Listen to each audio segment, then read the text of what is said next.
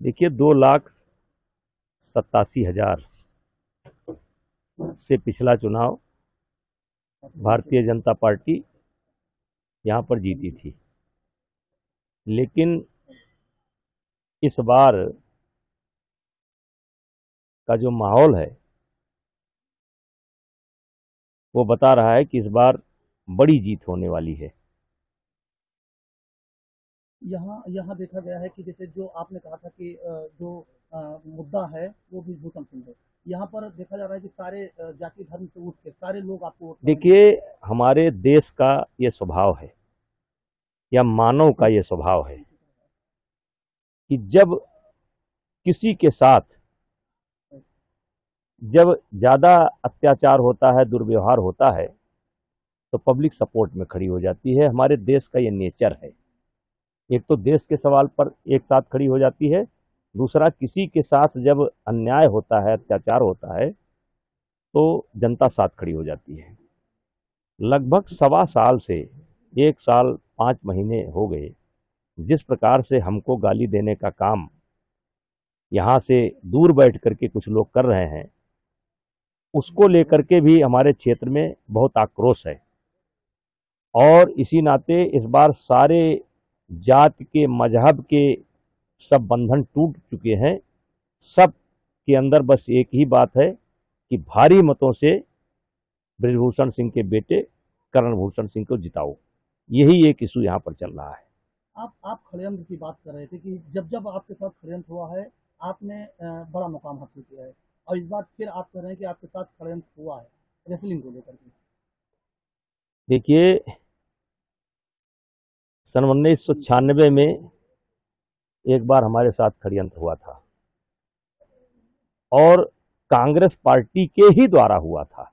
उस समय भी नरसिंह राव की सरकार थी, कल्पनाथ राय को जेल भेजना था, साथ में मुझको भेज दिया। उस समय हमारी पत्नी लड़ी थी उस और वो चुनाव जीती। तो मैंने ये लिया कि ये षड्यंत्र मेरे लिए शायद इसलिए हुआ कि मेरी पत्नी को सांसद बनना था, हमको नहीं बनना था। और उसके बाद एक बड़ा षड्यंत्र आकर के फिर ये हुआ और फिर ये कांग्रेस के द्वारा ही हुआ। अब बताइए, झूठी घटना में प्रियंका जी पहुंच गई, गहलोत पहुंच गए, ममता पहुंच गई, केजरीवाल पहुंच गए, और अब उसका परिणाम ये आया कि मैं तो नहीं हो पा रहा हूं, लेकिन मेरा बेटा बन रहा है। तो ये भी प्रकृति का नियम है। मेरे बेटे को 33 साल की उम्र में मैं सांसद बना था, 33 साल की उम्र में वो सांसद बन रहा है। और उस बार भी गुस्सा था, इस बार भी गुस्सा है, इस बार और ज्यादा गुस्सा है। अच्छा, आप षड्यंत्र की बात करें नेताजी, आपने कहा था कि कुछ ऐसे रेसलर हैं जो गरीब परिवार से आते हैं, आपने उनका समर्थन उनका सपोर्ट किया था, जिसको लेकर आपको लगता है कि क्या आपके खिलाफ जो इस तरीके से साजिश की गई। देखिए, ये बातें बहुत बार मीडिया में आ चुकी हैं। जैसे ट्रायल को लेकर के हमने नियम बनाए थे, कैंप को लेकर के हमने नियम बनाए थे, एक ही खिलाड़ी एक राज्य से लड़ेगा, ये नियम बना था। तो जो कुश्ती को लेकर के सुधार किए थे, तो जो एक लॉबी है, और आप कह सकते हैं एक परिवार एक अखाड़ा, और जिसके संरक्षक हैं भूपेंद्र हुड्डा, उनके सुपुत्र दीपेंद्र हुड्डा को मैंने चुनाव हराया था।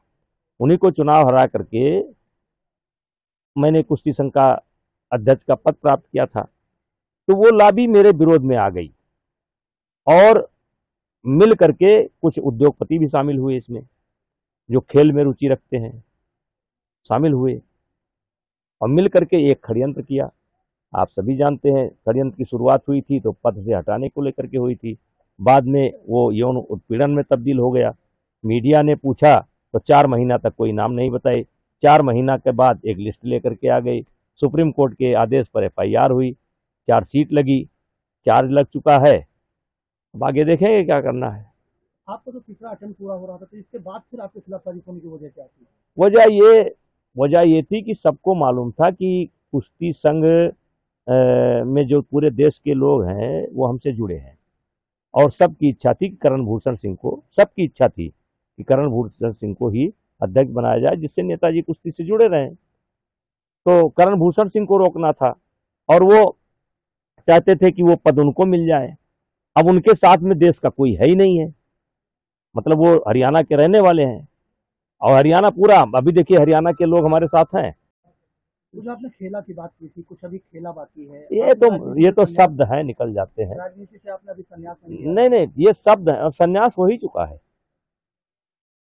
लेकिन ये थोड़े है कि हम कर्म करना बंद कर देंगे। हम कर्म करना बंद नहीं करेंगे, राजनीतिक आदमी है और हम कभी सो नहीं सकते, दिन में हम बैठ सकते नहीं हैं। तो अब जो खेला भगवान ने लिखा होगा वही खेला होगा, क्या करें। कुछ राजनीतिक पार्टियां तो लोकसभा कैसरगंज में वो जातिवाद फैला रही हैं वहाँ पर। ये कोई नई चीज नहीं है, सोशल मीडिया पे ये कोई नई चीज नहीं है। जिसके पास कुछ नहीं बचता है वो यही हथकंडा अपनाता है। ये सब मैं बहुत पहले झेल चुका हूँ। हमसे जुड़े रहने के लिए हमारे YouTube चैनल को सब्सक्राइब करें और नई वीडियो की नोटिफिकेशन के लिए बेल आइकॉन को दबाएं। अगर आप ये वीडियो Facebook पर देख रहे हैं तो लाइक जरूर करें और ज्यादा से ज्यादा शेयर करें। धन्यवाद।